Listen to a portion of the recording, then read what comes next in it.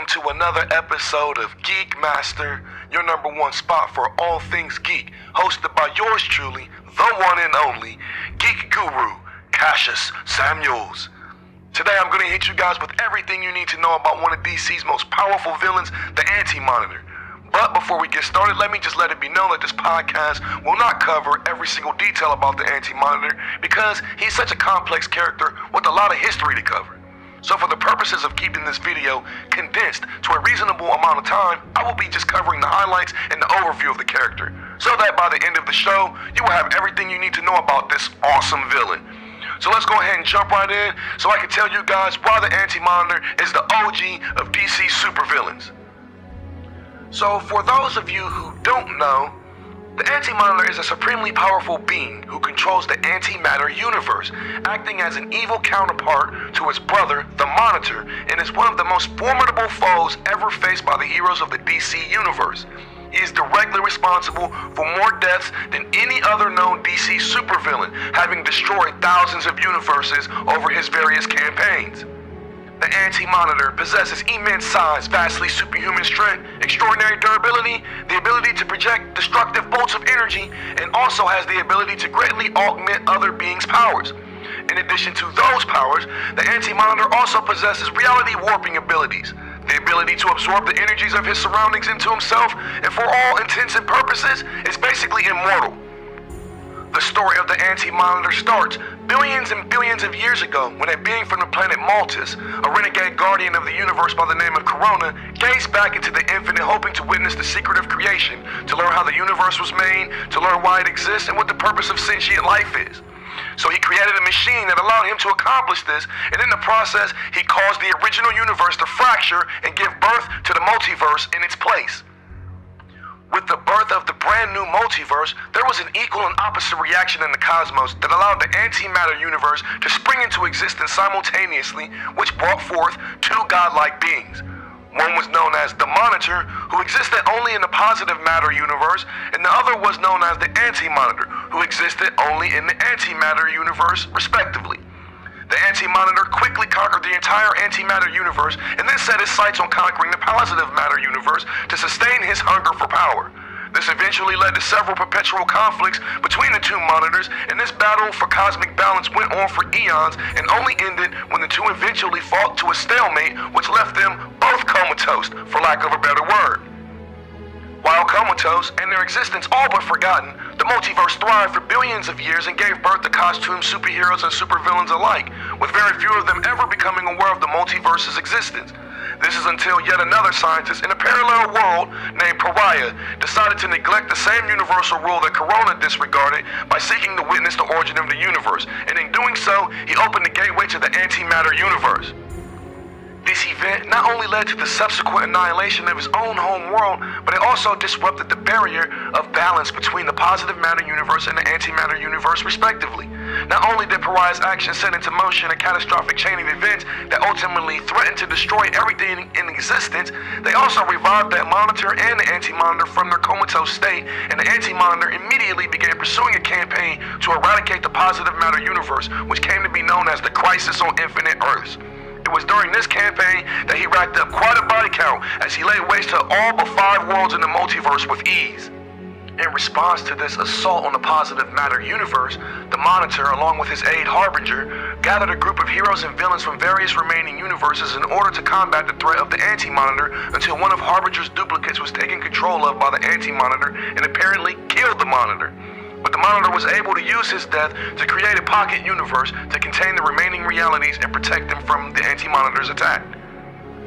After a long battle that eventually claimed the lives of Barry Allen, who died destroying an antimatter cannon built by the Anti-Monitor, and Supergirl, who died saving Superman, the Anti-Monitor was eventually defeated by the combined efforts of various superheroes and supervillains, most notably Dr. Light, the heroic Alexander Luthor Jr. of Earth 3, Darkseid, Superboy of Earth Prime, and Kal-El, the Superman of Earth 2, who delivered the final blow himself by punching the Anti-Monitor into a star. This caused the remaining 5 worlds to collapse into a new singular world called New Earth, which caused the entire DC universe to change as histories were changed and rewritten, retconned, and all that good stuff. You know how DC loves their reboots. The only survivors from the original multiverse were Superman and Lois Lane from Earth 2, Alexander Luthor from Earth 3, and Superboy Prime due to their escape into a paradise dimension created by Alexander Luthor himself. From there, they watched this new Earth develop from seclusion until they observed the descent into chaos, which ultimately led them to believe that they had saved the wrong Earth. This line of reasoning eventually brought them to the conclusion that the multiverse needed to be reborn so that they could create the perfect Earth. And of course, this event became known as the Infinite Crisis. During the Infinite Crisis, Luthor eventually succeeds in restoring the multiverse, with his ultimate goal being to construct a perfect Earth by destroying the ones that he deems to be unworthy. Naturally, this campaign is thwarted by the heroes, and the multiverse is saved from oblivion, which led to another series of changes in the DC continuity that included the rebirth of the Anti-Monitor. After this unexpected resurrection, the Anti-Monitor's first order of business was to again take over the planet Quard in the antimatter universe, as he once again set his sights on taking over the positive matter universe in secrecy.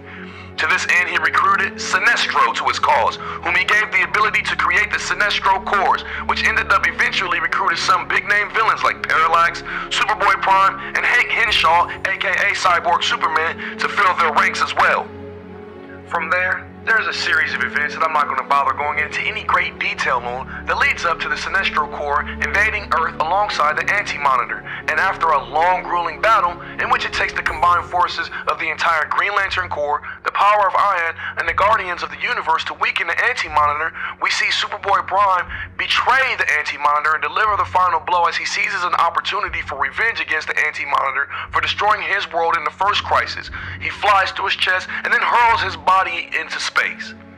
Barely alive, but extremely fortuitous to be in a situation to where he has the ability to survive, the Anti-Monitor finds himself crash-landed on the planet Ryut in the Sector 666, where the voice of Necron, who is one of the main antagonists in the Blackest Night arc, acknowledges him and tells him to rise. And before the Anti-Monitor can escape, he finds himself imprisoned inside of the Black Power Battery that would be used to fuel the Black Lantern Corps. Eventually, the Black Central Power Battery is brought back to Earth and the Anti-Monitor is revived as a Black Lantern independent of Necron's control. But just before the Anti-Monitor can pull itself out of the battery fully, he is attacked by the various Lantern Corps who force him to stay imprisoned within the Black Battery. But his imprisonment was only temporary, as the Anti-Monitor again finds himself resurrected by a white power ring, and this enables him to finally break free of the Black Battery, at which time he immediately goes after Necron in order to claim revenge against him for imprisoning him. But Necron banishes the Anti-Monitor back to the antimatter universe before that happens. From there, we see the Anti-Monitor make one last appearance in DC continuity during the Brightest Day arc, where we see him briefly engage in a couple confrontations with Boston Brand, the Dead Man, and Deathstorm, before he's left to ponder his existence alone in the antimatter universe. Well, kiddos, that's pretty much the end of the pre-52 version of the Anti-Monitor, considering we don't see him resurface again after that until the New 52 launches its Forever Evil story arc, and it's revealed that it was in fact the Anti-Monitor who destroyed the crime syndicate's world of Earth 3 as he sets his sights on Darkseid. It is here amidst the ruins of Earth 3 that comic book readers not only discover the Anti-Monitor is the former owner of Metron's Mobius chair, but also that the Anti-Monitor's true name is in fact Mobius. And from there, it pretty much brings us to where we are now with the Justice League Darkseid War storyline, where the fate of existence hangs in the balance yet again. So as you can see, the Anti-Monitor is not somebody that you want to fuck with if you're in the DCU. He has an extensive resume of badassery that has led him to the forefront of most ominous threats in the DC universe as a whole. He has obliterated entire universes on a whim and engineered the deaths of a gazillion people throughout the DCU in order to further his own nefarious agenda of simple multiversal destruction. Not only that, he gave birth to the awesomeness that was the Sinestro Corps. He served as the foundation for one of the greatest stories ever told in the Blackest Night, and he has pretty much shifted the entire DC continuity every time he shows up in a story. So anytime you see the Anti-Monitor pop up, don't be surprised if you see a few heroes actually shit themselves. With that being said, I'm gonna go ahead and bring this video to a close. If you found any value in the podcast, please drop a like on the video, subscribe to the channel, and follow me on Facebook at The Geek Master. I try to put out at least one video a week, so if you want to stay up to date with all things comic, all things geek, subscribe to the channel, you beautiful bitches. I'll see you guys next time, and I'm out. Peace. Love you. Mwah.